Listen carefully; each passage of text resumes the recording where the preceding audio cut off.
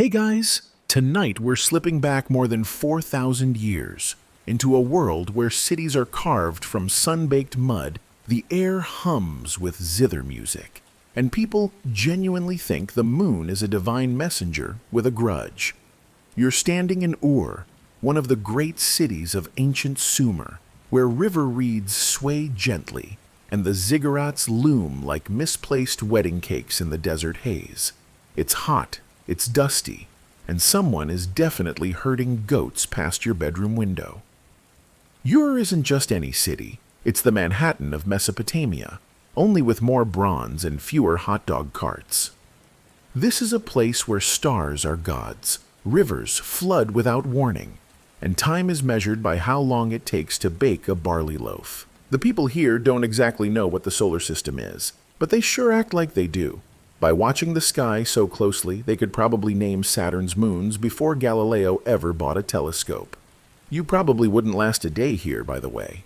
The sunburn alone would finish you off before lunch, and that's assuming you weren't sacrificed to ensure the Euphrates behaved itself. So, before you get comfortable, take a moment to like the video and subscribe.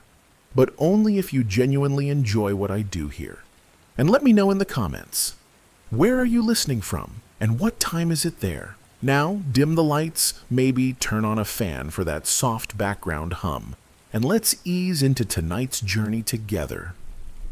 You step through the arched gates of Ur just as the day begins to cool. The sun dips low behind the ziggurat, casting long, sleepy shadows across the bustling market square. Clay tablets are being stamped with reed styluses. Dates are being sold by the basket. And over in the temple district, you hear the faint ringing of bells, marking the hour for evening prayer. Somewhere, a donkey brays like it's auditioning for a Sumerian boy band. The city smells like a mix of baked mud, river silt, and something vaguely smoky, probably incense, or roasted lizard. Hard to say, but your eyes are drawn upward, because above it all, above the rooftops and palm trees and drying fish, is a single glowing sphere.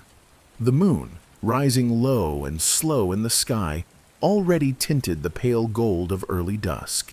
And here in Ur, that moon is no rock. It's a deity, a celestial envoy, maybe even a slightly cranky uncle, depending on the temple you ask. And this moonlit city of dust is where Enheduanna lives. You wouldn't know it at first glance. She doesn't have a crown or a parade. She probably isn't even wearing shoes, because who wears sandals inside a temple? But somewhere beyond the market, past the weavers and scribes, beyond the low-slung brick houses where people sleep on the roof to avoid the heat, there's a quiet courtyard garden. And there, under a fig tree, a girl is staring at the sky. She's young, maybe 17, but already people speak her name in reverent tones. Not just because she's the daughter of Sargon, the Akkadian king who decided to merge two civilizations like someone reorganizing their spice rack, but because she has the ear of the gods, or at least the vocabulary. Enheduanna will go on to write some of the most powerful poems of her era, hymns to Inanna, the goddess of love and war. But those hymns aren't just devotional. They're weirdly technical, precise, obsessed with movement, timing, brightness. If you squint, they start to look a little celestial. And that's where things get interesting. Because in a world where most people think storms are caused by divine mood swings and illness is cured by chanting over a frog, Enheduanna is doing something much stranger. She's watching. Carefully, consistently. She's tracking stars, noting rhythms, noticing when a certain planet appears before dawn, and how long it lingers in the sky. She doesn't call it astronomy. She calls it worship. But you're starting to suspect she knows a lot more than she's letting on. Around you, the city begins to settle in for the night. Oil lamps flicker to life. Someone calls for water. A baby cries, and then stops just as suddenly, like even it is trying to hear the stars better. Above it all, the moon continues its lazy arc, and Enheduanna watches. Historians still argue whether this was science or just very enthusiastic poetry. Was she calculating the orbital period of Venus? or just really into metaphor. Some scholars say her hymns are spiritual masterpieces. Others think they're full of encoded data about planetary retrograde. And a few fringe voices insist she was a proto-astrologer, assigning personality traits based on moon phases and goat behavior. Whatever the truth, you can't shake the feeling that Enheduanna is quietly writing the first chapter of something big. Something that won't even be recognized for centuries. Like a bedtime story that only makes sense after the 50th retelling. Tonight, the city of Ur hums with sleepy life. The stars blink into visibility one by one. You lie on a cool clay rooftop, the scent of wet reeds and drifting myrrh filling the air. And somewhere nearby, beneath the shadow of a ziggurat, a girl with a stylus and a head full of sky is writing the night into history. So there you are, midway between sleep and some kind of goat-themed fever dream. And it's time you met Enheduanna properly. You duck under an archway into the temple compound. The air shifts, cooler, shaded, and somehow quieter, like the walls are holding their breath. The scent of burning myrrh curls through the halls, mixing with something metallic and ancient. Maybe bronze, maybe just the weight of expectation. At the center of it all is Enheduanna. No guards, no ceremony, no fanfare. She's sitting on a low bench beside a shallow reflecting pool, one hand resting in her lap, the other turning a palm-sized clay tablet. The symbols are cuneiform, pressed in tight lines, some of them barely dry. If you squint, you can almost see the rhythm of it, the careful dance between idea and language, between thought and tablet. She's not wearing jewels, just a simple linen shift and a sash that marks her as High Priestess of the Moon God, Nana. That sash is less fashion statement, more job title. Think, chief intercessor between humanity and the celestial bureaucracy.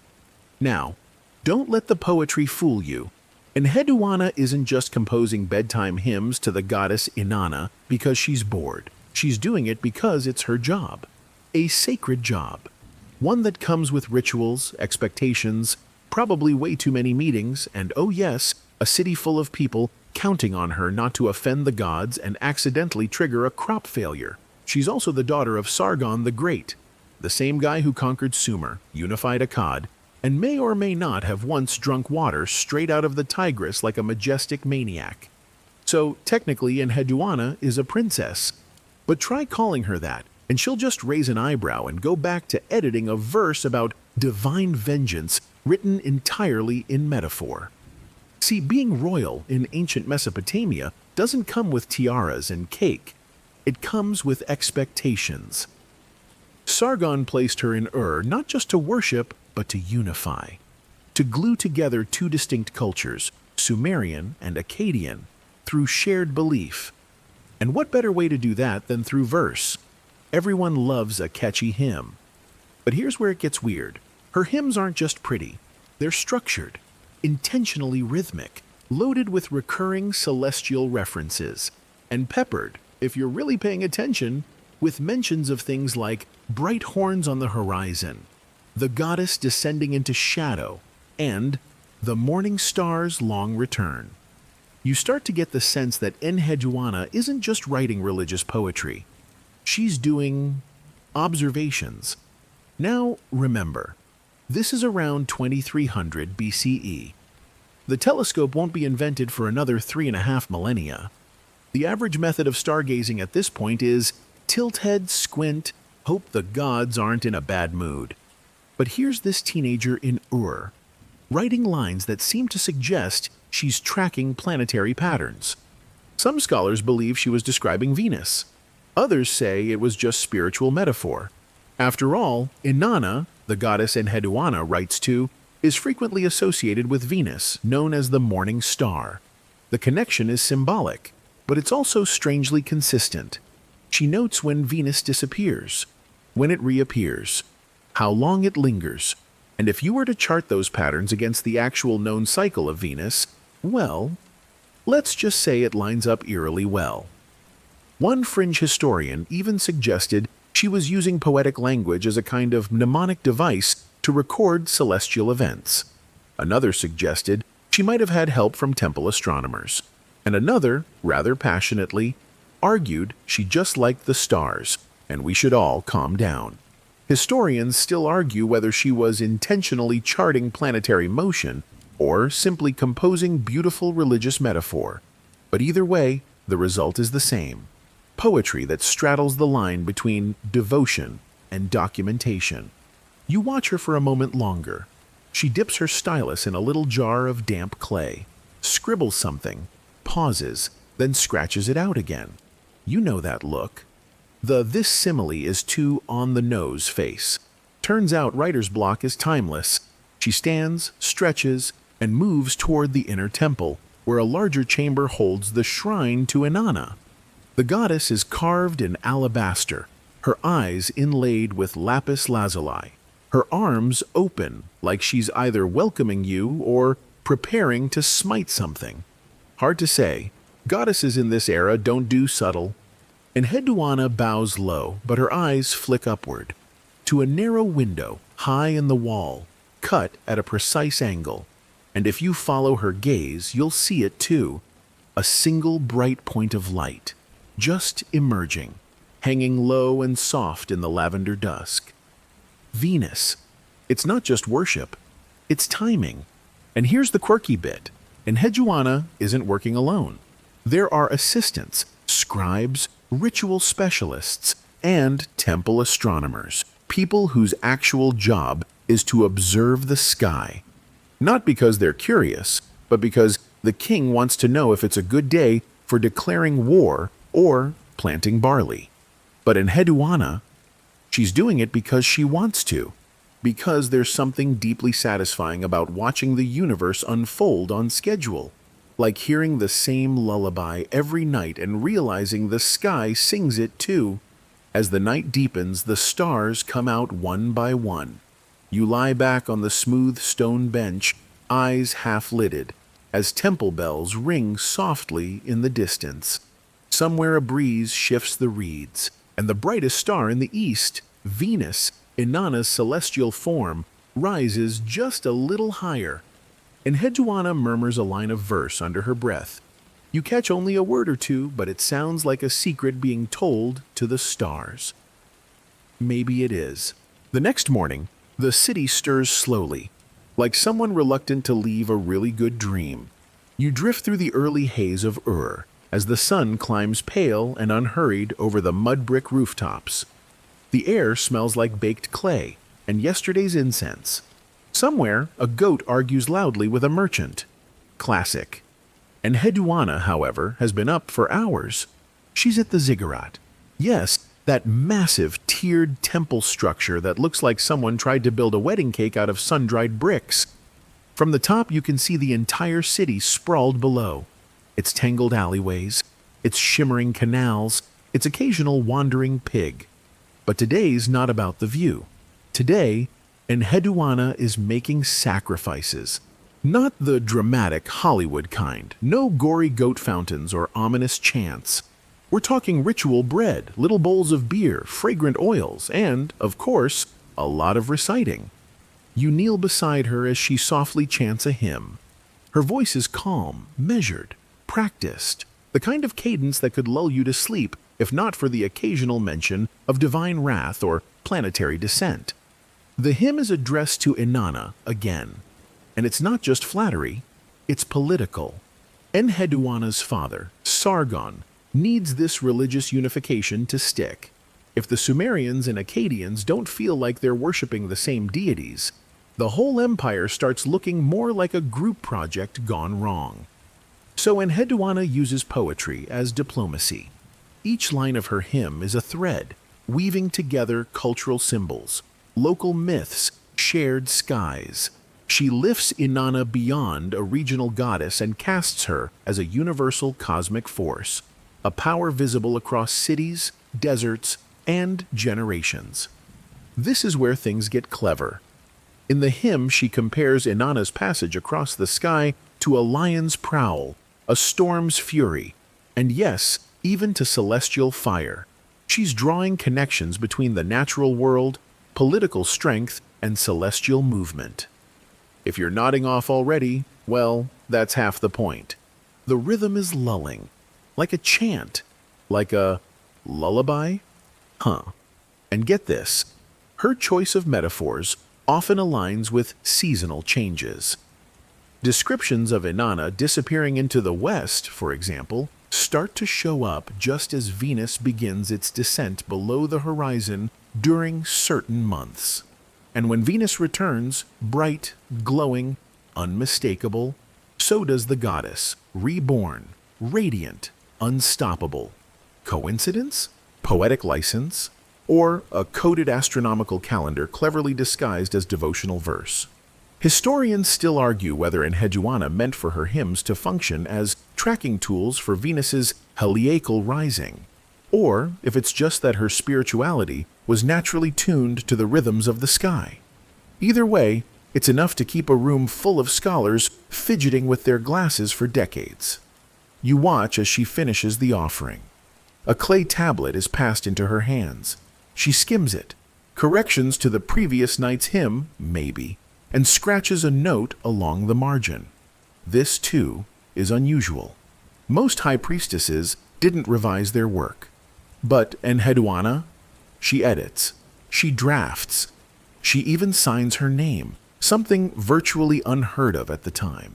Enheduanna, daughter of Sargon, high priestess of Nana. She inscribes it boldly, like a mic drop in cuneiform.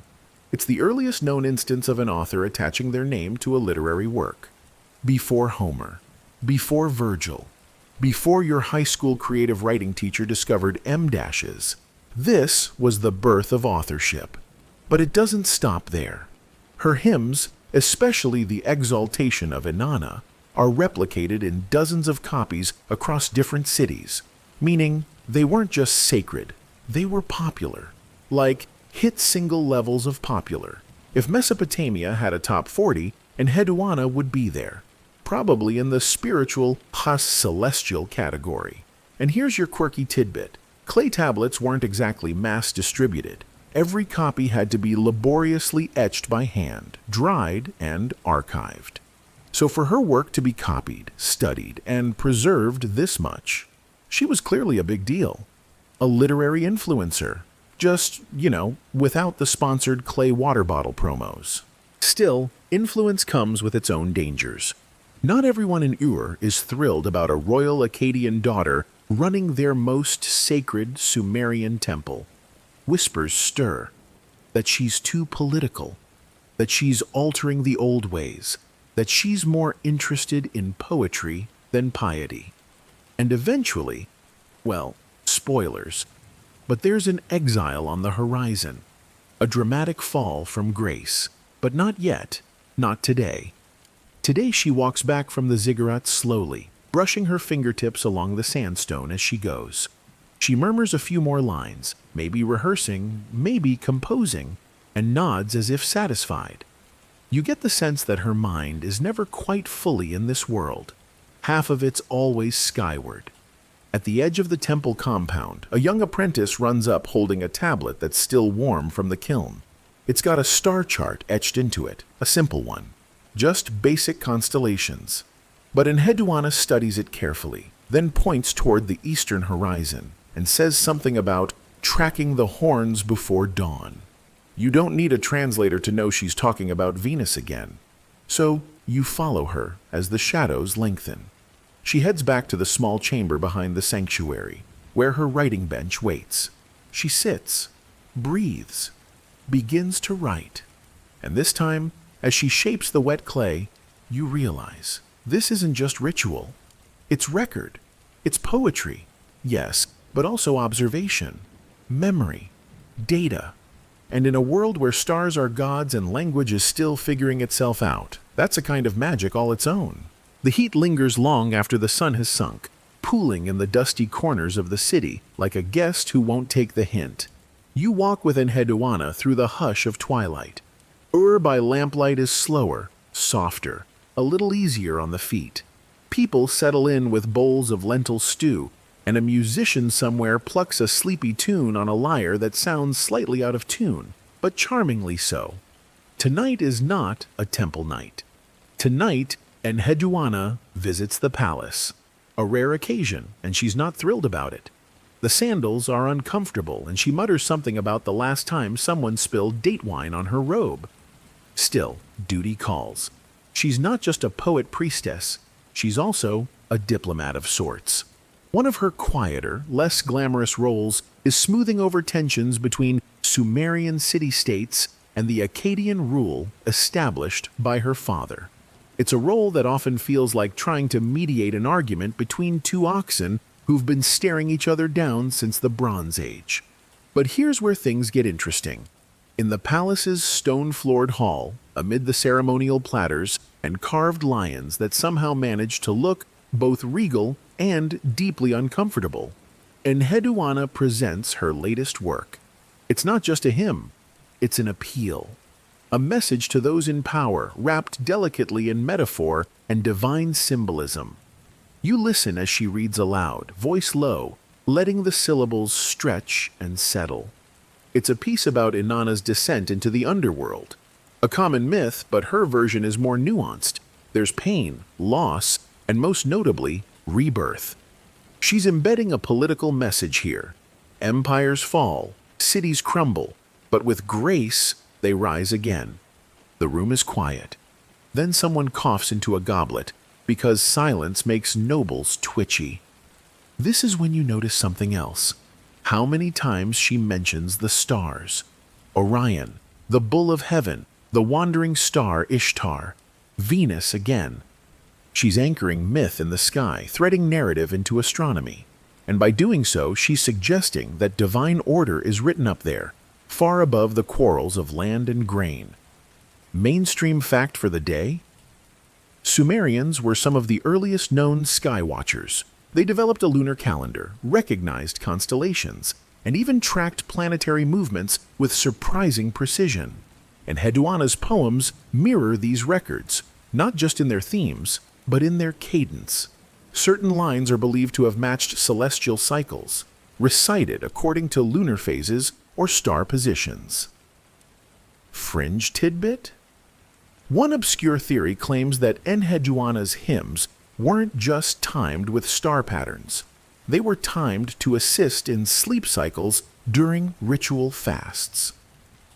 Whether or not that's true, they certainly work better than warm goat milk for calming your brain. After the reading, the nobles nod, half awake but impressed. A few whisper about the metaphor. Others murmur about her voice. A clay tablet is passed around like a business card from the afterlife. Then comes the part she dreads. A debate over city offerings. Uruk wants a bigger temple grant. Lagash is sulking. Akkad says it's already sent too many oxen. It's basically the ancient version of an email chain no one wants to be on, but everyone's CC'd.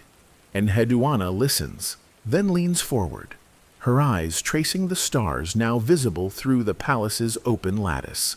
She offers a compromise, not in blunt terms, but as a story. She speaks of the river's twin currents, how they flow separately but meet at the delta. A metaphor clearly, but one the room accepts. Later, as she leaves, you trail behind her past oil lamps, flickering in the breeze. She sighs. "Too many kings, not enough grain," she mutters. Then, as if catching herself, she adds, "But at least the stars behave."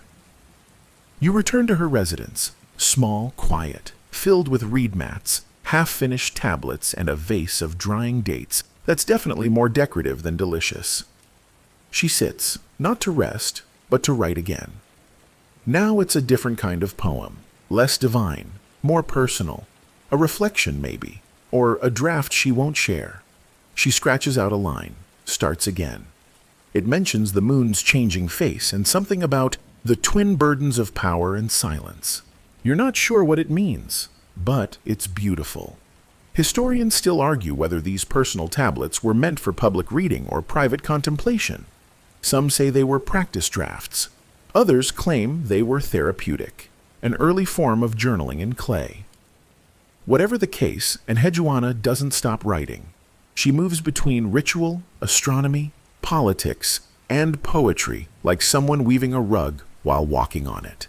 Every stanza, every line is a step across that vast loom. and behind her the fabric grows. You fall asleep almost, as her stylus taps faintly on the clay. It's a gentle, rhythmic sound, like rain on a tiled roof, like stars ticking across the sky. Morning creeps back into with the slow, golden certainty of someone who knows they're always welcome. Sunlight seeps through the reed blinds, warming the stone floors and waking the city's thousand sounds. Vendors shouting about onions, donkeys questioning their life choices, and somewhere a child laughing for absolutely no reason. You stir on your mat, sore from last night's palace floor politics. And Enheduanna is already up, of course. She's standing at the rooftop edge, squinting at the sky with that look of mild disapproval usually reserved for overcooked barley. Her arms are folded, her white robe catching the wind just slightly, and her stylus is already tucked into her hair like a weaponized hairpin. Today she's stargazing, except the stars are gone mostly. She's tracing their memory, trying to mark where Venus, the morning star, appeared before dawn. You join her, and she points. There, just before the light pushed it out. You nod solemnly because it seems like the kind of moment that requires solemn nodding. Here's something worth knowing. Enheduanna didn't just write about the stars. She tracked them, not just for ritual, but as a kind of ancient science. In Sumer, priestesses weren't just incense wavers and chant repeaters. They were timekeepers, calendar makers, and celestial observers. Enheduanna likely knew more about planetary motion than your average college astronomy major, especially before coffee. She kept records, small tablets etched with symbols and arcs, some of which scholars now think were part of early ephemerides, star charts noting the position of planets over time. And while many of these records were later lost, hints of them survive in her hymns, woven between lines of praise like gold thread in a worn robe. Fringe fact of the morning: a few academics have speculated, tentatively, that Enheduanna might have used a form of observational triangulation to track Venus's movements. Essentially, she used temple rooftops as fixed points to note when and where the bright wandering star rose or set across seasons. Was it scientifically precise? No. Was it impressive for 2300 BCE? Absolutely. But don't get the wrong idea. Enheduanna wasn't scribbling equations like a proto-Einstein in sandals. She was working within a system of myth, meaning, and ritual. When she tracked Venus, she wasn't just mapping a planet. She was watching Inanna move through the heavens. Venus wasn't a ball of rock. It was divine rhythm, divine presence. Still, she documented that rhythm like a scholar, and not everyone appreciated the overlap. You find her later that day in the House of Records, where scribes are debating, again, whether it's proper to include planetary motion notes alongside hymns. One gray-bearded priest who smells faintly of dried fish insists that mixing science with sacred text is confusing for the younger initiates. Enheduanna raises an eyebrow. Confusing, she says, is asking people to pray at a temple aligned with the wrong solstice. Touché. That's the other thing about her. She's funny. Not slapstick, but quiet knife funny. She'll let a joke slip in under the door while you're still figuring out where the hinges are. As the argument peters out, mainly because the fish-scented priest loses track of his own point, she heads to her writing space, a shaded room lined with clay tablets, hanging reed scrolls, and a suspiciously large number of empty date baskets. You can tell she's had writer's block recently. She sighs. There are too many things I want to say, and not enough clay to hold them. Then she chuckles. Maybe I'll start writing on walls instead. It worked for Gilgamesh. She doesn't, though. Instead, she begins her most famous work, The Exaltation of Inanna. You lean over her shoulder as she etches the first lines. They're slow, deliberate. The tone is reverent but electric, pulsing with tension. It's not just praise, it's a cry, a claim, a challenge. She's building something powerful, part devotional, part defiant declaration. Mainstream historical fact. The Exaltation of Inanna is the first known literary work composed by a named author, not an anonymous scribe, not a half-forgotten figure wrapped in legend, but Enheduanna herself, signing her name like a quiet act of rebellion. Historians still argue whether the Exaltation was entirely her own creation or a collaboration with scribes. Some suggest it was later edited or copied, its tone adjusted to suit political shifts. But what remains unmistakable is the force of her voice, personal, authoritative, poetic, and unmistakably hers. She writes for hours, only pausing when her wrist cramps. You bring her a bit of watered beer, not glamorous but traditional, and she nods in thanks without looking up. She's in the zone. Later that evening, she reads a stanza aloud to you. Her voice lowers at the end, letting the final syllables float. It's a section where Inanna descends to the underworld, bearing the weight of judgment and the silence of gods. You ask, is that about Venus disappearing? She smiles. Yes, and about me too.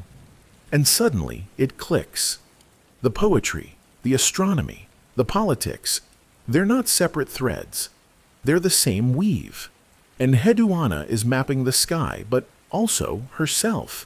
She's telling the story of a star that vanishes and returns, a goddess cast out and welcomed again. She's drawing the orbit of her own place in the world. And tonight, under the swelling moon, that story continues. Evening falls again, quietly, as a closing eye, and softens into gold and shadow.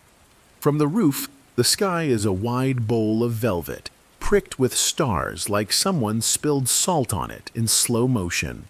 You sit beside Enheduanna, knees drawn up, listening as she hums an old melody, something half lullaby, half invocation. But tonight, her mood is different. Not heavy exactly, but distant, thoughtful. You can feel it in the air, like the smell of river reeds before a storm. She's just finished the first full draft of the Exaltation. And though no one has said so out loud, everyone knows it's extraordinary. Her scribes whispered about it earlier in the temple courtyard. Words like bold, reverent, and slightly terrifying. One even claimed it gave him chills, though he might have just had a bad lentil lunch. Still, something's off. Enheduanna's brow is furrowed. She stares at the horizon where Venus used to hang, low and bright, like a signal fire. You ask her what's wrong. She exhales and says, I don't know if they'll let me keep it. Ah, politics again. You see, the poem may be about Inanna, but it's also, undeniably, about Enheduanna. Her struggles, her doubts, her quiet fury. And that's dangerous, because while she's a princess and priestess, she's also a woman in a role that most men still believe should be filled by, well, other men. Mainstream historical context. At the time, Sumerian Akkadian politics were fracturing. Regional governors, called Ensi, were getting bold. One in particular, Lugal-Ane of Uruk, had been flexing his power, challenging Sargon's authority and, by extension, his daughters. And here's the kicker.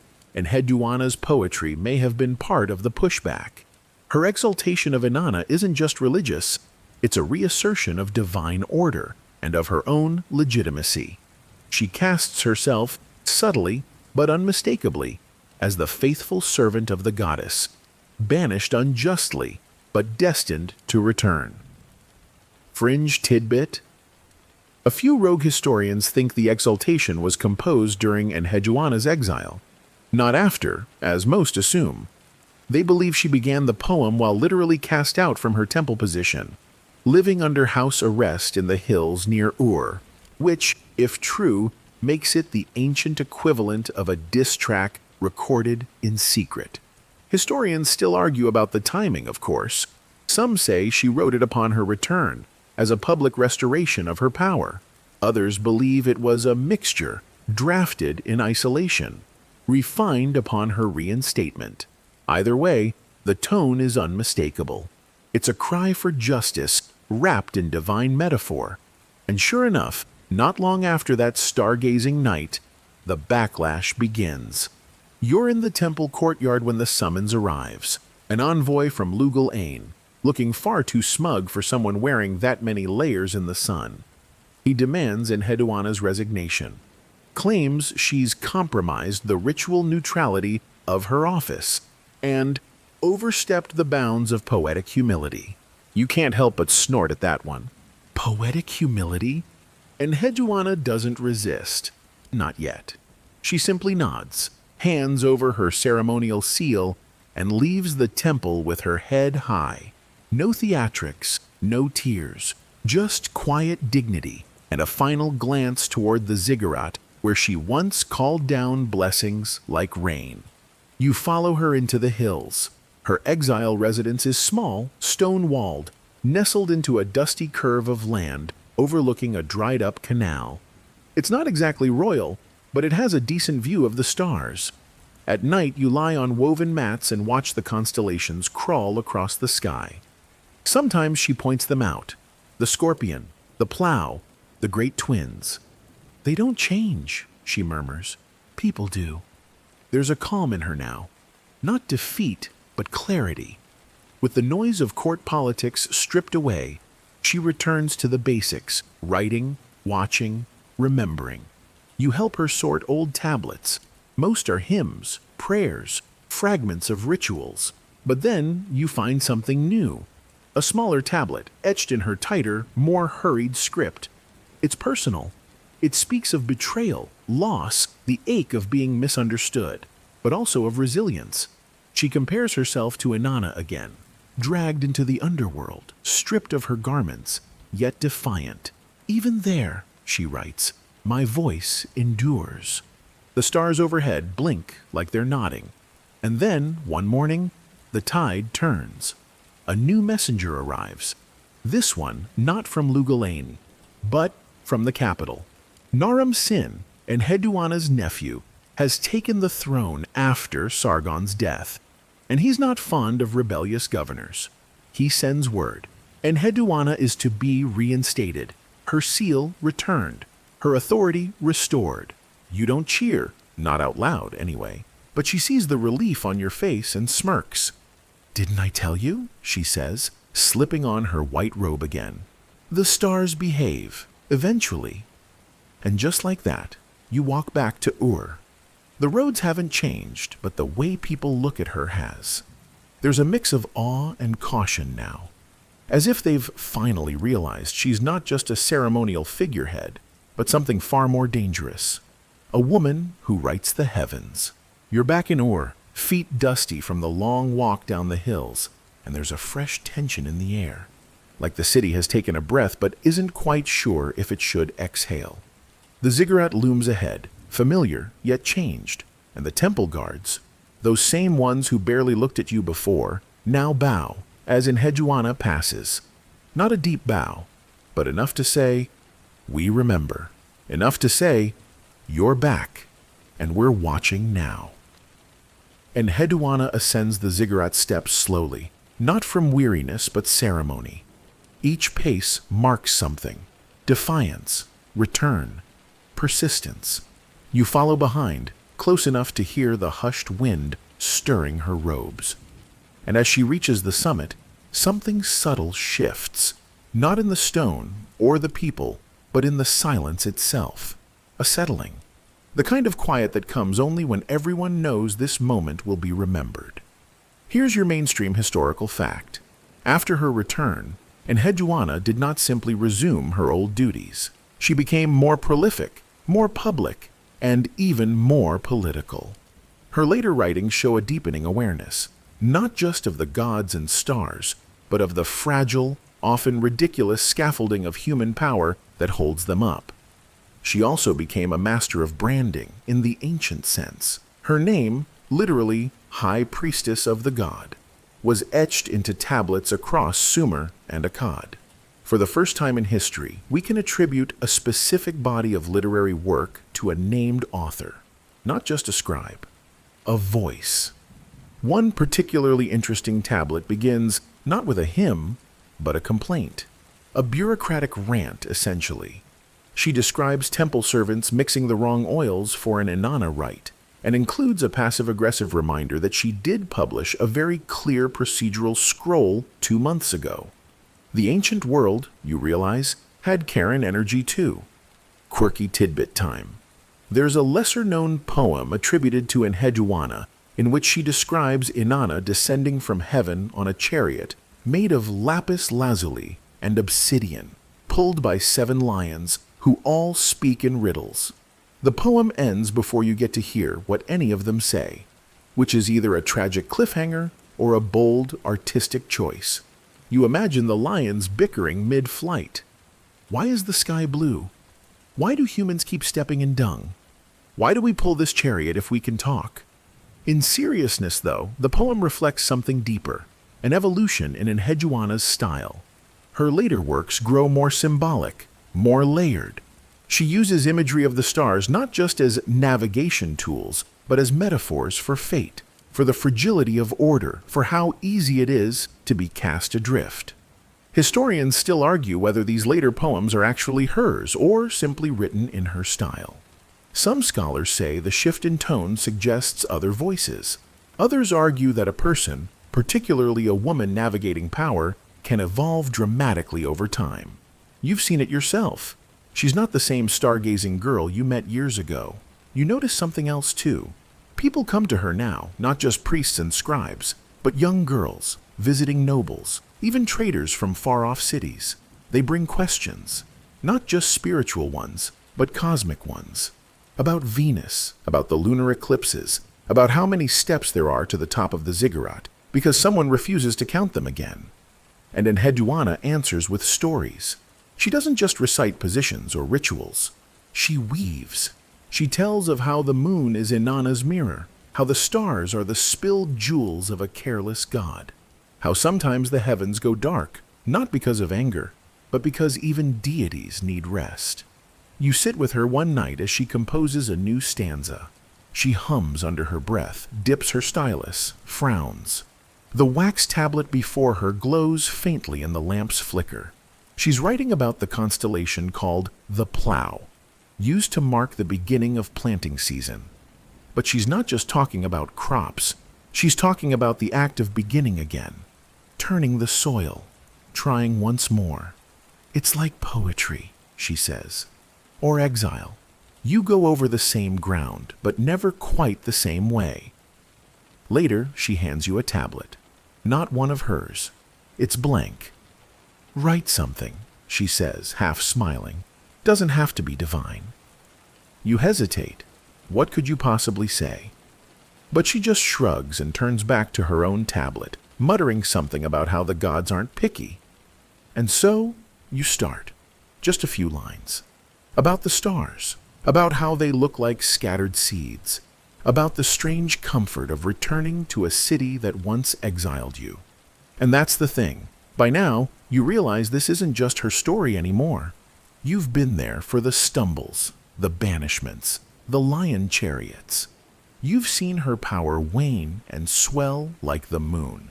And through it all, her voice, calm, sharp, dryly funny, has guided you like a lamp in a long hallway. The temple bells ring. Another ritual. Another scroll to sign. Another night of stars to map. But beneath all that, something deeper has taken root. The understanding that words, properly wielded, can outlast bronze. That even when toppled, even when silenced, a voice can echo back across centuries, like the slow return of Venus to the eastern sky. As the days pass, there's a growing sense that Ur isn't just a city of stone and clay, but a place where history itself lives and breathes. You can feel it in the air, the subtle shift in the mood of the temple and its priests. There's an anticipation, almost like the world is waiting for something to happen, but no one's quite sure what. For Enheduanna, though, there's a peculiar tranquility. It's as though the cosmos, after all her tumultuous years, has finally settled into a rhythm she can trust. The work doesn't stop. The rituals continue. The petitions pour in, and her name grows even more powerful. But now there's a quiet satisfaction in her demeanor.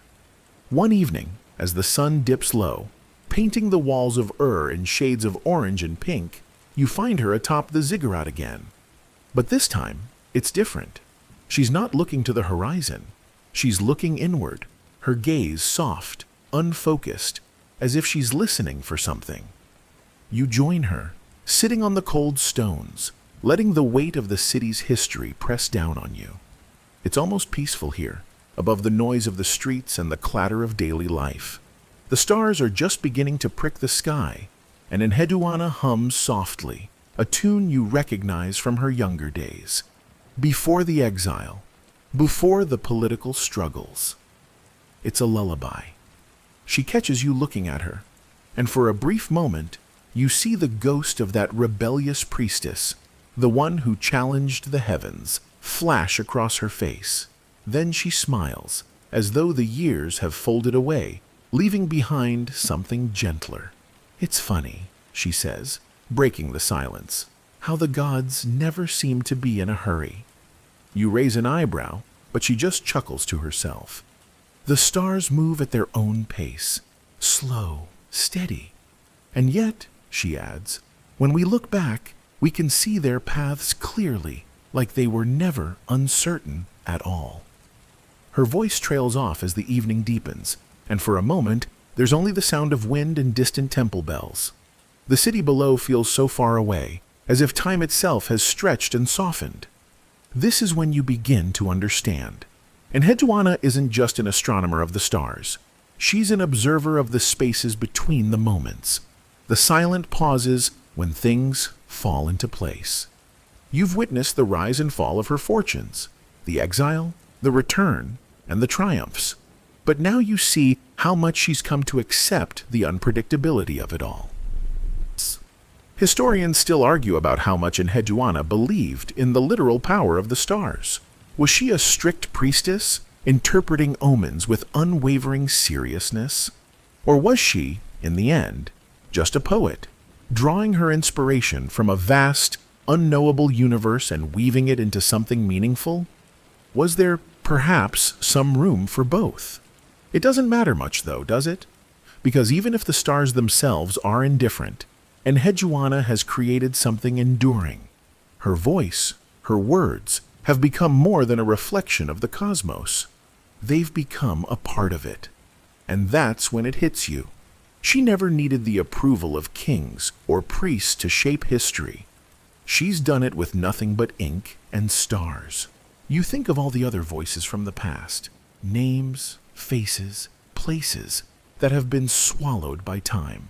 How many could have been forgotten if someone hadn't bothered to write them down? The ones who never had a scribe or a clay tablet, the ones whose voices were silenced by circumstance. But Enheduanna, her words survived because they were too powerful to be erased. Enheduanna turns to you with that same knowing smile, as though she can read your thoughts. "I wonder," she muses, "if anyone will remember us the way we remember the stars." You wonder too, but in a way, you already know the answer.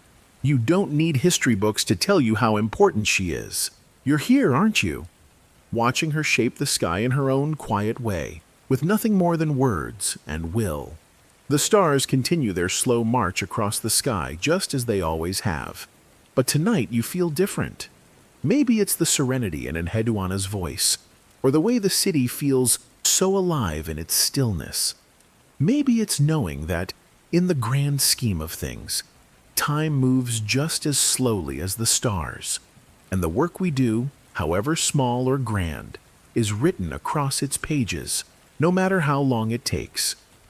You rise to leave the ziggurat, but Enheduanna remains seated for a moment longer, her eyes fixed on the heavens. "The stars will tell your story too," she says, almost to herself. You smile softly, turning back toward the temple, and as you descend the steps, you carry with you the quiet certainty that she's right. In the end, the stars never forget. The next few weeks slip by like the slow arc of the sun across the sky. You begin to notice something curious. As Enheduanna becomes more comfortable with her role, no longer a mere high priestess, but a true celestial architect of words, her influence starts to spread in ways you didn't expect. Her voice, once confined to the temple walls, is now part of Ur's very rhythm. You hear echoes of her hymns in the marketplace, in the chatter of the scribes, and even in the idle conversations of priests. It's a strange feeling, watching her grow into her own legend, almost like you've been holding the sky up for so long that it's finally taking shape without you.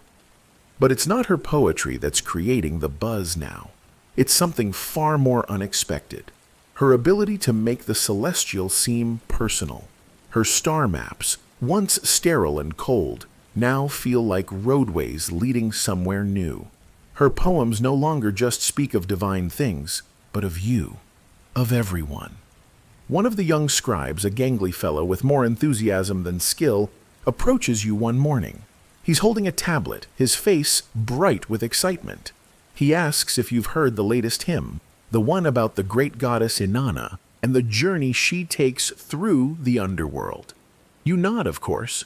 Enheduanna's retelling of Inanna's descent has become the talk of the city, and for good reason. It's no longer just a tale of gods and demons. It's a metaphor, a reflection on life's inevitable cycles. The rise, the fall, the struggle, and the eventual return. The scribe, though, is almost vibrating with energy. He pulls you to a shaded corner and lowers his voice to a conspiratorial whisper. Did you know that there's a part in the poem where Inanna's descent is actually a reference to her, Enheduanna, he says, eyes wide. It's not just the goddess, it's the high priestess herself. She's drawing parallels, you see? It's like, he pauses dramatically, watching your reaction. You're not sure if he's genuinely discovered something or if he's just caught up in the excitement, but you let him continue. She's saying that she had to go through her own underworld, right? Her exile, her return. And now she's, rising again, just like Inanna. You stare at the scribe, letting the idea settle. Could it be? You hadn't thought of it like that, but it makes sense. Enheduanna has always been more than just a scribe of the divine. She's a mirror to the human condition, every rise and fall, every trial and triumph laid out under the stars. She's showing you that even the gods go through the same struggles you do. Historians still argue whether this is a deliberate attempt to draw a parallel between herself and Inanna, or if it's just the nature of good poetry. Personal experiences slipping into the narrative like the moon sliding into shadow. Either way, you can't help but see the connection now. The poem feels more intimate, more raw. Enheduanna isn't just writing about divine beings anymore. She's writing about herself, her pain and her triumphs, disguised as myth. The scribe bounces on his heels, waiting for your approval, but you're still lost in thought. As he goes on about the poetic brilliance of Enheduanna's work, you feel a strange comfort in the way she's woven herself into the very fabric of Ur's storytelling. You realize, for the first time, that she's no longer just a figure in the temple. She's part of every conversation, every dream, every whispered prayer. But there's more to her story than just poetry and myth. The city around you is buzzing with the excitement of something new, something revolutionary. It's not just the priests and scribes who are taking notice of Enheduanna's words. It's the common folk, too. Merchants, farmers, children. They've all begun to incorporate her poetry into their daily lives. A verse here, a line there. A chant as they carry water from the river. A whispered prayer as they kneel to plant seeds in the fields. Enheduanna's influence has spread like the stars themselves, casting light on the darkest corners of the city. You can't help but feel a little pride for her, as though you're witnessing the birth of something much bigger than the walls of Ur. She's no longer just a poet. She's a force of nature, as unstoppable as the tides, as constant as the moon. She's written herself into the bones of the city. One evening, as the sun begins to set and the shadows stretch long across the temple, you sit with Enheduanna again, watching as she gazes up at the sky. She doesn't speak at first, and you're content to sit in the quiet with her, the distant sound of temple bells marking the passage of time. After a while, she turns to you with a smile. "I suppose," she says, "the stars always knew I'd get here, didn't they?"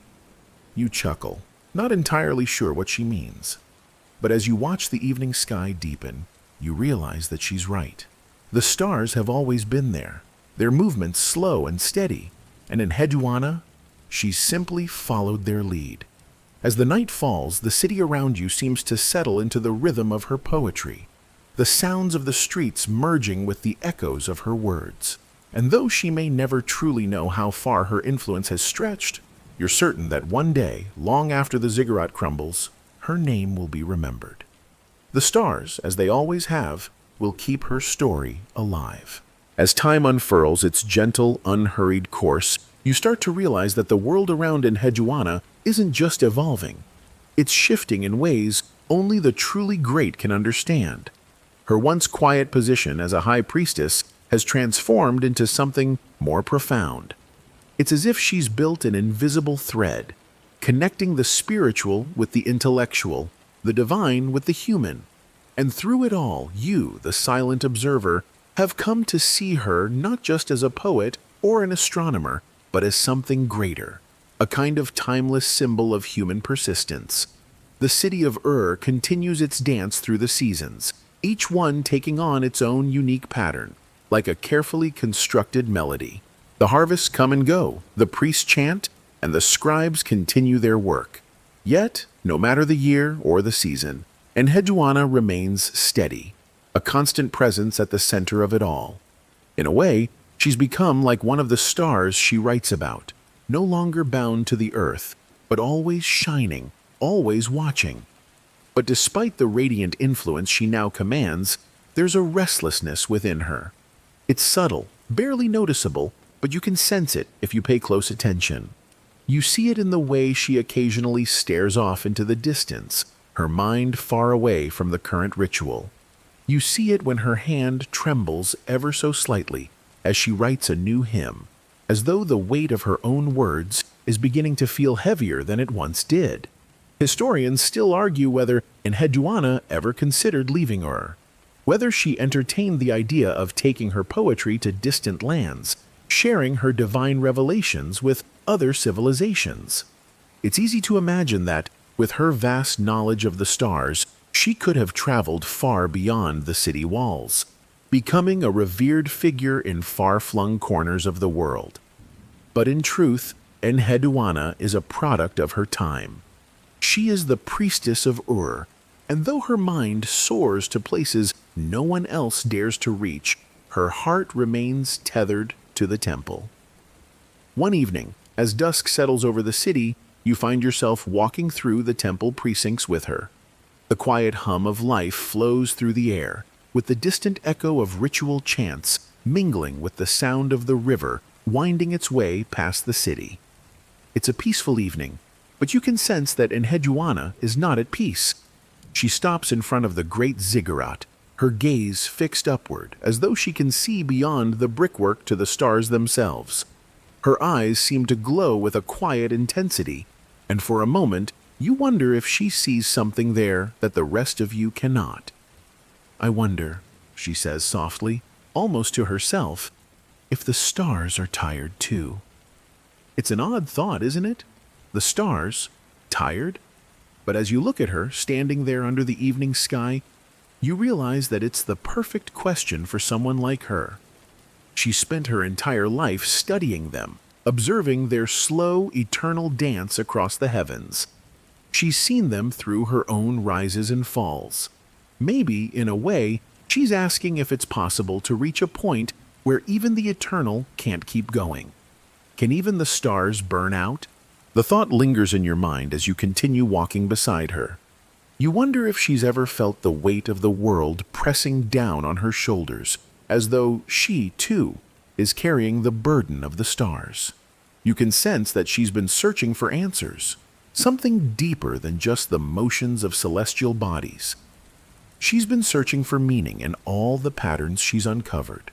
Patterns in the stars, in her life, in the lives of those around her.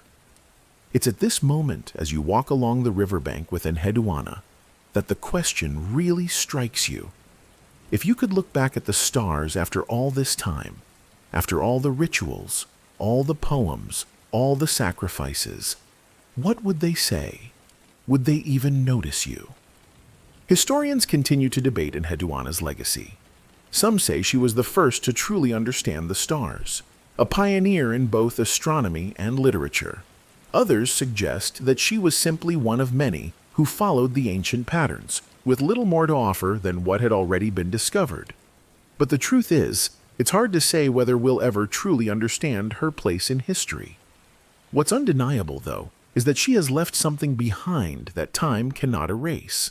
Her poetry, her wisdom, her quiet observations, these things are immortal in their own way. Like the stars themselves, they continue to shine, even long after the world has forgotten the names of those who came before. As the two of you reach the temple gates, she turns to you with that familiar smile, the one that has always been a mix of mystery and knowing. Perhaps the stars are tired, she says, but their story is never truly finished, and neither is mine. You feel a weight lift from your chest at her words. It's as though she's given you permission to let go of the need for certainty, to let the questions remain unanswered. Maybe that's the secret of the stars. They don't need to explain themselves. They just are. As the evening settles into night and the stars begin to twinkle overhead, you find yourself at peace with the uncertainty. You don't need to know everything. You don't need to have all the answers. You just need to keep watching, keep learning, and let the stars tell their story in their own time. And, in a way, Enheduanna has become one of those stars. Her story, her influence, will continue to flicker long after this moment has passed. The nights begin to stretch out longer now. There's a certain calmness in the air as the city of settles into its rhythms. The temple precincts, once bustling with the frenetic energy of divine rites and scholarly pursuits, now hum with a quieter, more contemplative energy. The priests still chant, and the scribes still write. But there's something different about the way the city feels. It's as though, with Enheduanna's work, the entire temple has shifted from a place of ritualistic practice to something more introspective, more personal. The influence of Enheduanna's celestial poems and hymns is undeniable. You hear her verses, once reserved for the priests, echoing in the most unexpected of places. Children chant her lines in the streets. Fishermen sing her praises as they pull in their nets from the river. And even the animals seem to feel the weight of her words in their movements. It's as though the entire city has become one great, unwritten hymn. You've spent many days with her now, walking the temple grounds, listening to her talk about the stars, and observing the quiet confidence she carries. There's still that same mystery in her eyes, that same knowing smile that suggests she understands something the rest of you don't. But beneath the surface, you can feel a change in her. It's subtle, like the turning of a page, but it's there. Historians still debate whether this shift was intentional on Enheduanna's part, whether she sought to alter the course of Ur's religious practices, whether she consciously transformed the temple into a place of deep, personal reflection. Some say that her work was a quiet revolution, a change that took place not through grand gestures, but through the quiet power of words. Others argue that she was simply the product of her time, a poet caught in the ebb and flow of the world around her. Regardless of how it happened, one thing is certain: Enheduanna's legacy has become inextricably linked with the spiritual and intellectual life of The city and its people now see the cosmos through her eyes. They no longer view the stars as distant, unknowable objects in the sky. Instead, they see them as part of their own story, reflections of the struggles, the triumphs, and the cycles that make up the human experience. On one particular evening, as you walk through the city's streets with Enheduanna, you're struck by the silence that seems to envelop you. It's late, and the usual hum of life has quieted. The air is cool, and there's a faint scent of incense in the breeze. Enheduanna, as always, is lost in thought, her gaze focused on the distant stars above. She doesn't speak at first, and you too. feel a sense of peaceful contemplation as you walk beside her. After a while, she turns to you with a thoughtful expression, her voice low and almost introspective. "I wonder," she begins, "if the stars ever wonder about us." It's a question that catches you off guard. You've spent so much time thinking of the stars as symbols, as representations of divine order, as objects to be studied and observed. But you realize with a small jolt that Enheduanna isn't asking about the stars' physical properties. She's asking about their place in the grand scheme of things, about their connection to the human experience. The question lingers in the air between you, unanswered and unanswerable. But that's the thing about Enheduanna. She's always asking the questions that no one else dares to ask.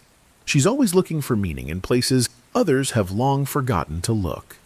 Historians still argue whether her poetry was a reflection of her personal quest for meaning, or whether she was merely channeling the divine. Perhaps it's a little of both. But as you stand there, looking up at the stars with her, you realize that Enheduanna's poetry isn't just about the cosmos. It's about the search for understanding, the desire to make sense of a world that often seems chaotic and incomprehensible. As the evening deepens, the stars above become more and more pronounced, their light flickering like 1,000 tiny candles in the night sky. You watch them with Enheduanna, feeling the quiet hum of the universe around you. In that moment, everything feels connected. The city, the temple, the stars, and you. It's as though you, too, are a part of the poem she's written into the world.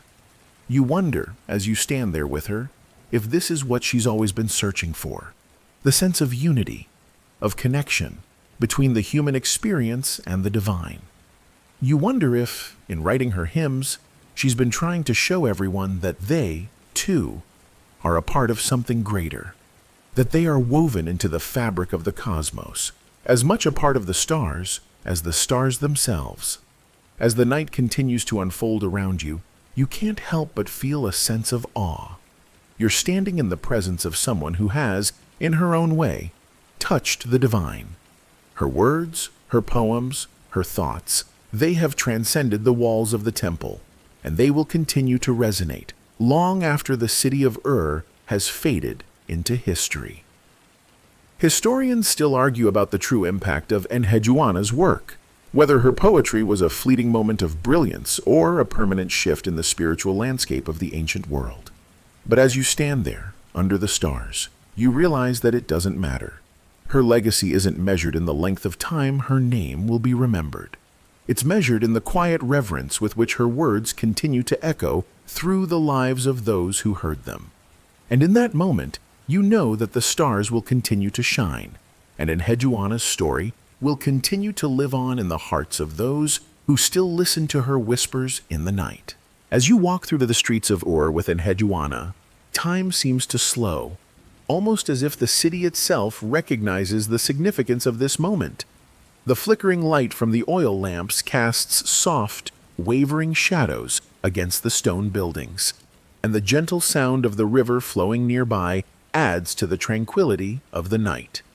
Everything feels alive with possibility, yet at the same time, it's remarkably still. The priestess, though, remains silent for a while, her footsteps light and measured. Her mind, you can tell, is far away. There's no telling where her thoughts have wandered to this time. Perhaps to the stars, perhaps to her latest poem, perhaps even further, to the unspoken mysteries of the cosmos that still elude her grasp. You've seen this look on her face many times before, that far-off gaze, the quiet reflection that seems to pull her deeper into herself. And yet, despite the mystery she carries, there's always an openness to her, a willingness to share what she's learned, to reveal the truths she's discovered in her studies of the heavens. Finally, as the two of you reach a quiet corner of the temple grounds, she turns to you with a soft smile. It's a smile that has always been there, warm, wise, and somehow comforting. And she speaks in a voice that is as calm as the night air. "Have you ever thought about what it means to truly understand something?" she asks. "Not just to know it, but to feel it in your bones. to experience it in a way that changes how you see the world. It's an odd question, one that feels as though it's meant for you alone, and yet, at the same time, it seems like a question that has echoed through centuries, asked by countless people seeking to comprehend the mysteries of life. Historians still argue whether Enheduanna ever truly understood the stars, or whether she was simply captivated by their beauty, their movements, their mysteries. Some believe that her connection to the divine was the key to her understanding of the heavens. Others think that her poetry was a form of seeking, a search for meaning that was never fully realized. But in this moment, standing beside her under the vast expanse of the sky, you can't help but wonder if her understanding was something more subtle, more profound, than anyone could ever fully articulate. Her question lingers in the air for a moment before she continues, her voice barely above a whisper. I think that to truly understand something, you have to become a part of it. You have to let it shape you, to let it change you in ways that make you different from the person you were before. It's a thought that strikes you deeply. There's a certain kind of intimacy in her words, an intimacy that suggests that knowledge isn't just something to be learned. It's something to be experienced.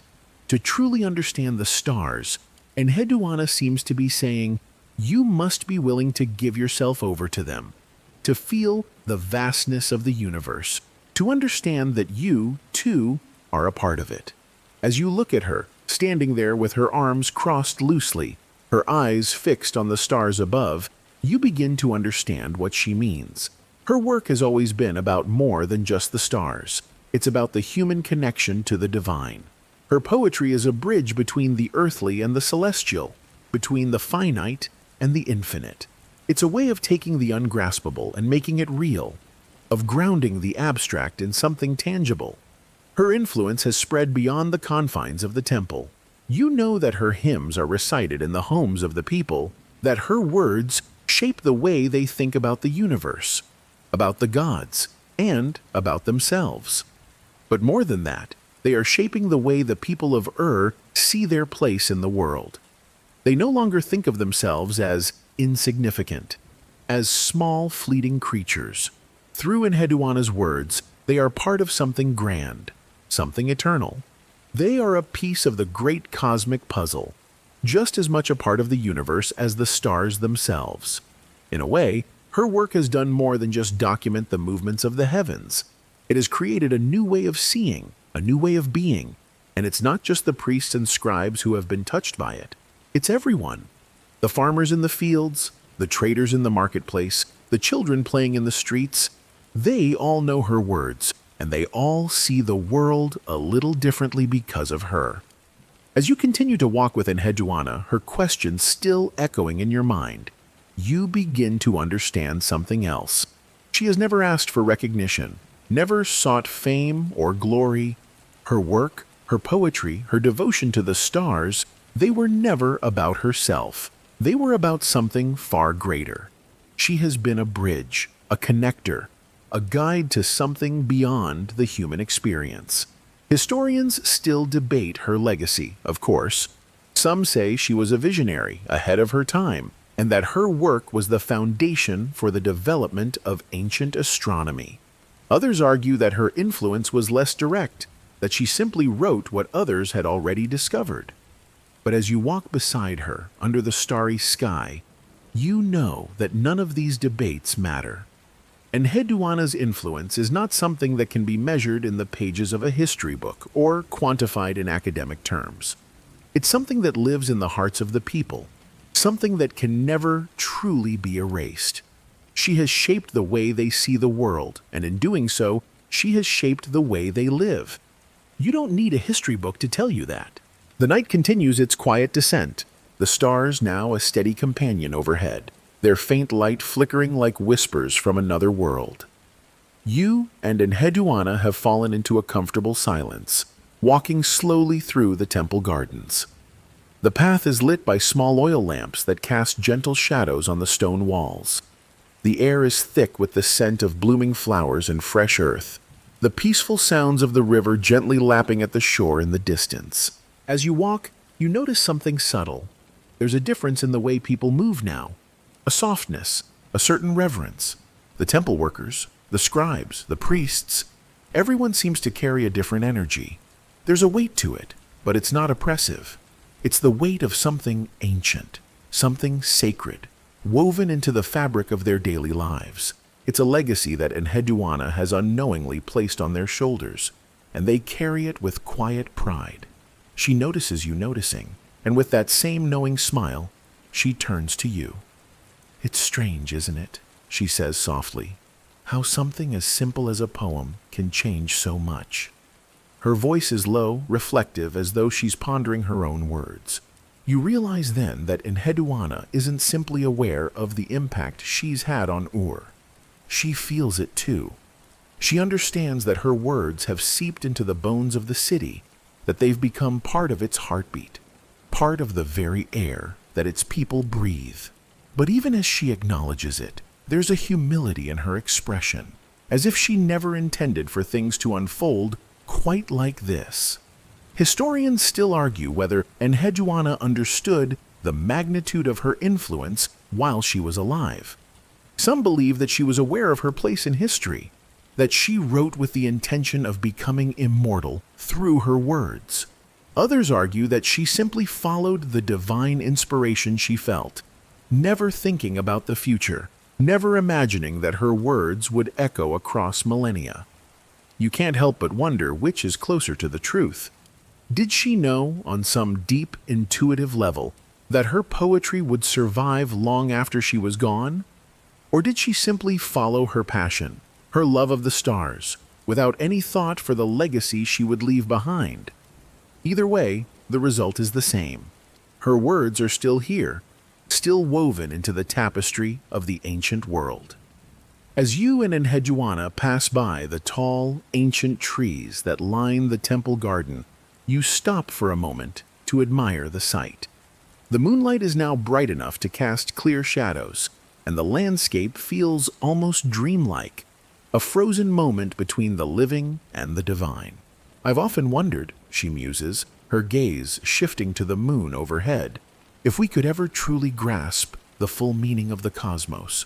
It feels endless, doesn't it?" The question hangs in the air between you. It's a question you've likely asked yourself many times, perhaps in different forms. The universe is so vast, so unfathomable, that it's easy to feel insignificant, like a single drop in an infinite ocean. But Enheduanna doesn't seem to view it that way. Her words are a reminder that even within that vastness, there is meaning, personal meaning, if we choose to seek it. Perhaps that's the real key to her poetry. It's not just about the stars or the gods, though they are a part of it. It's about the connection between them, the way that the human experience can be woven into the fabric of the universe itself. To Enheduanna, the cosmos isn't just a distant, cold place. It's a reflection of what's happening here, on Earth, in Ur, in the hearts of those who walk the streets and look up at the sky. Historians have written volumes about the way Enheduanna's poetry impacted the religious and intellectual life of ancient Mesopotamia. They've discussed how she blended the divine and the human, how she managed to capture both the grandeur of the cosmos and the intimacy of personal experience. But no historian, no scholar, can truly replicate the feeling you have right now. The sense that everything is connected, that the cosmos and the human heart are not as separate as they might seem. As you look at Enheduanna standing there beneath the moonlight, you feel a strange sense of peace. She's made the intangible tangible. She's given voice to something that, for so long, was unspoken. And in doing so, she's made the universe feel a little smaller, a little more within reach. Her eyes meet yours, and you're reminded once again that she doesn't need to say much. Her presence, her words, her quiet wisdom, they speak volumes without ever raising their voice. She has a way of making the complex seem simple, the impossible seem attainable. "I think," she says softly, almost as if she's speaking to herself, "that the real gift is not in knowing everything, but in knowing that there's always more to discover." And with that, she turns away. continuing her slow walk through the garden, leaving you to ponder her words. The stars continue to shine overhead, their light steady and unchanging. The river still flows, its gentle current a reminder of the constant passage of time. And you, for a brief moment, feel as though you've glimpsed something truly eternal. The feeling that you, too, are a part of this vast, unknowable cosmos. Historians can debate her legacy for centuries, but in this moment, standing under the stars with her, you realize that Enheduanna's true gift is not just her poetry, but the way she's made the universe feel a little more like home. As the night deepens, you and Enheduanna leave the garden behind and walk towards the temple itself. The city of seems almost to disappear in the distance, swallowed by the night, its noise and bustle fading into the quiet. The temple, however, is a constant presence. Its towering walls loom above you, a silent testament to the gods and the divine order that shapes all things, a physical manifestation of Enheduanna's work. It's here, among these sacred halls, that her words have taken root, that her poetry has grown into something that transcends the personal. The flickering light from the oil lamps reflects in the pools of water that line the temple's walkways. You pass by sacred statues, gods whose faces are carved with precision, their eyes seemingly watching your every move. There's something almost ethereal about this place, as though the boundaries between the human world and the divine have blurred. The air is heavy with incense, and the low murmur of priests chanting in the distance adds a layer of serenity, as though the temple itself is alive, breathing in sync with the universe. But it's not the gods you're thinking of right now. It's Enheduanna. Her voice is quiet, almost drowned by the ambient sounds of the temple. Yet, as she speaks, you know her words carry more weight than anything else in this space. Do you ever wonder, she asks, if the things we create live longer than we do? The question is simple, yet it feels incredibly profound in this moment. You've never considered it quite that way before. Whether the things we build, the art we create, the words we write, have a life that extends far beyond us, into the future. Enheduanna's poems, written thousands of years ago, still resonate. They're still recited, still studied, still cherished. Yet she, the person who gave birth to them, has long since passed. Historians still debate whether Enheduanna had any awareness of her own immortality in the making.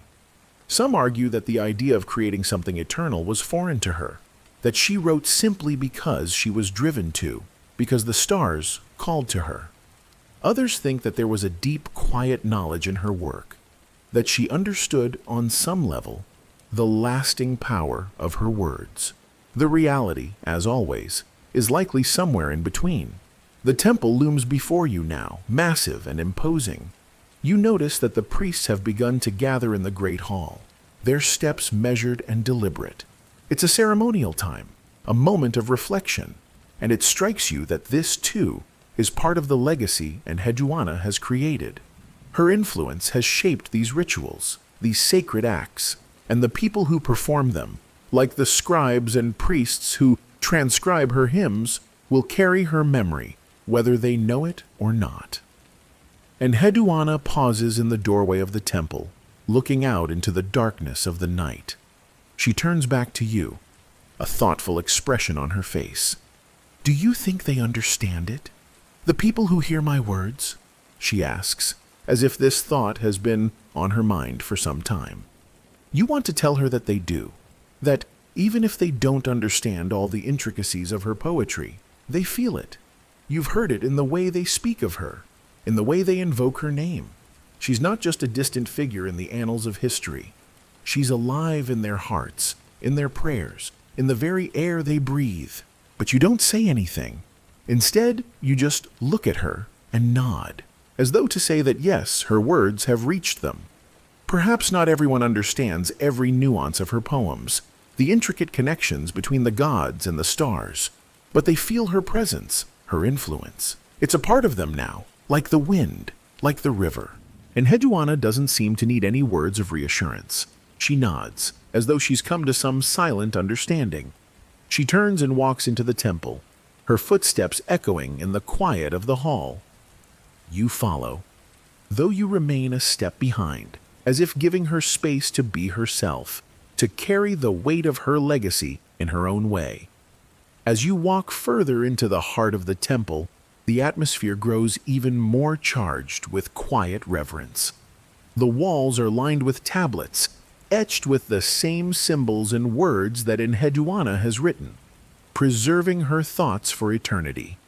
These tablets are her gift to the world, a way of making the intangible tangible, of capturing the movements of the stars in something concrete, something that can be passed on from generation to generation. The priests gather in the central chamber, chanting softly, their voices a low hum in the background. You can almost feel the pulse of the temple, its energy, its connection to something greater.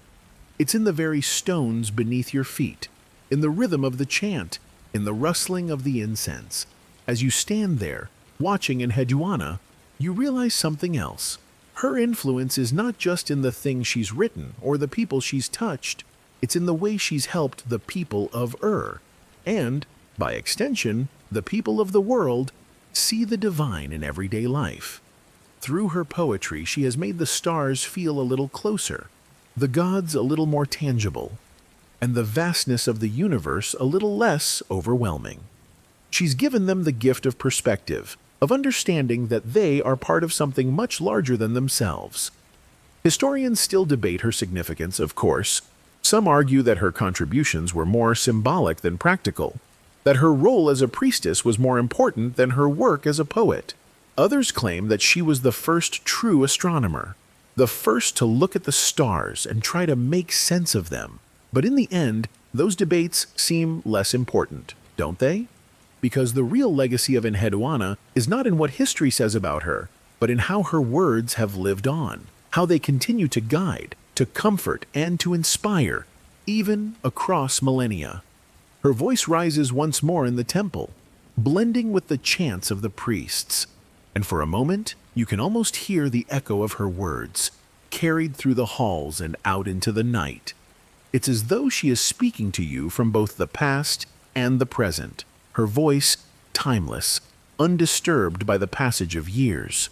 In that moment, you realize that you have witnessed something extraordinary, the creation of not just a work of art, but a bridge between the heavens and the earth. A bridge that stretches across time, across space, and into the hearts of everyone who encounters her words. And as you listen to the soft, steady hum of the temple around you, you feel that Enheduanna's journey is not over. Not by a long shot.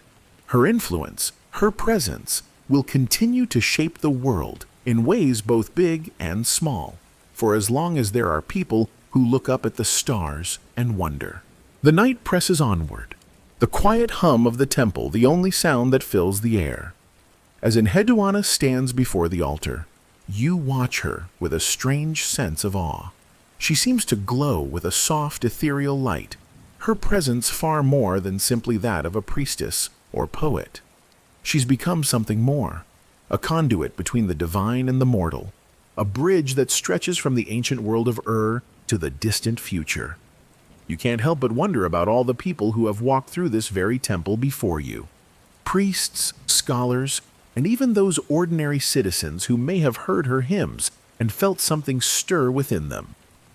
Enheduanna's work has passed through their lives like a river, flowing gently, always present, shaping them in ways they may never have realized. She turns to you, her gaze steady and sure, as if she knows exactly what's on your mind. The stars, the gods, the universe, it all feels so vast, doesn't it? Her voice is soft, yet there's a certainty in it, as though she's come to terms with something that's been weighing on her for a long time. You can't help but agree. The cosmos is a mystery, a vastness that no one will ever fully understand. But in Enheduanna's poetry, in her words, you've found a different perspective. Perhaps it's not about understanding everything. Perhaps it's about finding your place within it, about seeing the connections between the divine and the human. And in that, there is comfort. She smiles, that same knowing smile that you've seen countless times, as though she's shared a secret with you that only a few have ever been privileged to know. Historians have tried to piece together the puzzle of her life, of course. There are fragments of her story, her position as the high priestess of the moon god Nana, her influential role in Sumerian religion, and her literary legacy that stretches across the ages. But the truth of who she was, of what she truly understood, is something that will always remain elusive. Maybe it's better that way. After all, some things are meant to be felt, not understood. As the priests begin their evening rituals, you feel a shift in the air. It's subtle, almost imperceptible, but there's a sense of something sacred unfolding, something timeless. In Enheduanna's poetry, her hymns have become part of the very fabric of this temple. They resonate through its stone walls, through the lives of those who follow the gods, and through the hearts of those who still seek to understand the mysteries of the cosmos.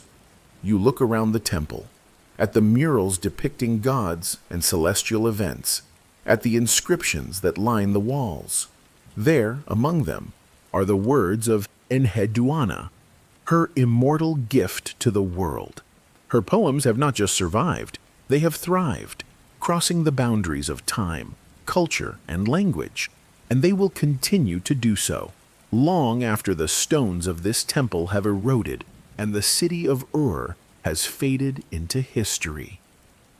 "Do you think," she asks, her voice barely above a whisper, "that we ever really understand the stars?" You think for a moment, considering her question. It's a deceptively simple one, but it carries so much weight. The stars have always been a symbol of mystery and beauty, something that both fascinates and humbles us. But do we truly understand them? Maybe not. Maybe no one ever will. But in trying, in seeking to understand their patterns and rhythms, in aligning our lives with their movements, we create meaning. We find a connection to something greater than ourselves. And in that, perhaps, is the answer to Enheduanna's question. As you leave the temple behind, the stars seem to shine a little brighter above you. The city of Ur is silent now, the only sound the soft rustle of the wind through the palm trees. The night feels endless, as if time itself has stretched into eternity. But there's a quiet peace in it, a sense that even though the universe is vast and incomprehensible, you are part of it. Just like Enheduanna, just like the stars themselves, you are a fleeting moment in something much larger, something infinite. And as the night wears on, you allow yourself to drift, letting the quiet rhythm of the world around you lull you into a peaceful, soothing rest. Enheduanna's legacy will remain, as will the stars, shining above, unchanged. You close your eyes and breathe in the cool, fragrant air, knowing that, like Enheduanna, you too are part of the eternal dance of the cosmos.